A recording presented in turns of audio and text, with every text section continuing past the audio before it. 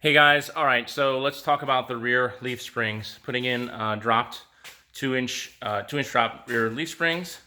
So typical stuff, right? Jack up the car, take the wheel off, and start making some disassembly. So the first thing to do is to remove the U-bolts. I'm gonna show some pictures if I can. So so the U-bolts off the axle. And then what I did is you also have to note that the emergency brake cable is attached to the leaf spring, so there's a spring to take that off. And then you basically disassemble the front. You take off the front attachment and the rear attachment. Let's talk about the front attachment, right?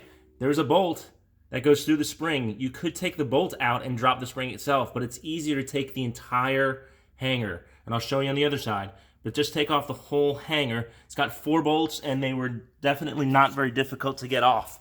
Same thing on the rear. There's a hanger here. It's a little dark. Okay, there's a bolt I could take out, but it's a shackle, and the bolt is actually welded to the shackle, so I don't think there's room to take the shackle out.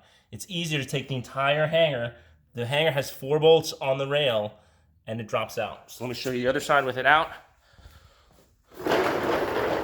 Okay, so here's the whole assembly out, right? We talk about, there's the front hanger. Oh, it's all the way up there, sorry guys.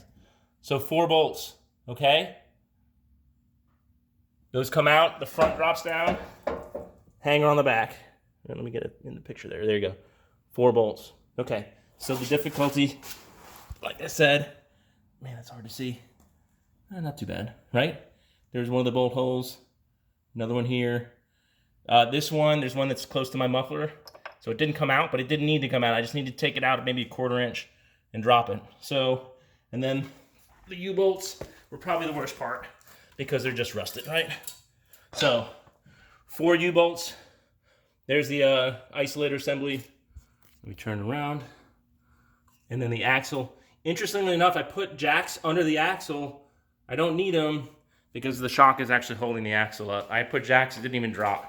The spring itself dropped 2 or 3 inches once the U-bolts are loose. So you may want to put a jack stand under the axle, under the spring when it drops. I did use jack stands all over the place. I put a jack stand under the front one when I drop the hanger. I put a jack stand under the rear one when I drop the hanger because I don't know how heavy they are. They're probably, I don't know, 50, 60 pounds each of the springs. So they're pretty heavy. These are the new ones, okay? They came with the bushings in the rear. They do not, I'm sorry, that's the front. And they don't have the bushings in the rear. Sorry, yeah, that's the front and the rear. So I do have bushings from Jamco. I'm going to need to disassemble the hangers, put the bushings in.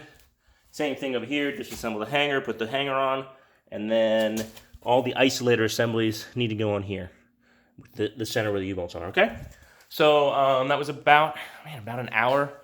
Now remember, I spent a little bit of time trying to disassemble the actual forward, front, and back isolators where it attached with the single bolt, and that just didn't work. So like I said, take off the whole hanger. It was way easier. And if I'd done that in the first place, it would have taken definitely about an hour. All right, see ya.